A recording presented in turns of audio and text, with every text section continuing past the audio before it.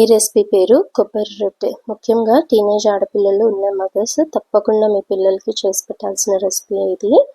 కేవలం ఆడపిల్లలే తినాలా అని డౌట్ ఉంటే అబ్బాయిలు కూడా తినొచ్చండి.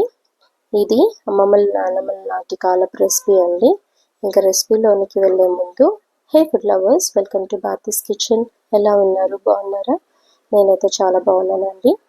నేను ఈ రెసిపీ కోసం 1 గ్లాసు పచ్చి కొబ్బరి తీసుకున్నాను. 1 గ్లాస్ బెల్లంని, 1.5 గ్లాస్ రైస్ని నేను ఏం చేశానంటే కడిగి ఆరిపోసి దాన్ని రవ్వలా పట్టుకున్నానండి.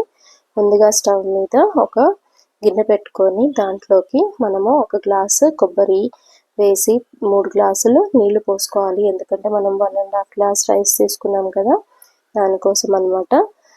తర్వాత 1 గ్లాస్ బెల్లంని వేసి కరిగించుకున్నాక మనము బియ్యపు రవ్వని వేసి ఉండలు కట్టకుండా కలుపుకోవాలి. ఈ మిశ్రమం దగ్గర పట్టాక స్టవ్ ఆఫ్ చేసుకొని వేరే బాండి తీసుకొని అందులో కొంచెం నెయ్యి వేసుకొని ఇవి ఇలా నేను చూపిస్తున్నట్టుగా మనము పెట్టేసి దాన్ని 2 వైపులుగా మంచిగా ఎర్రగా మనము మగ్గించుకోవాలి. సన్నని సగం మీద మగ్గించుకోవాలండి.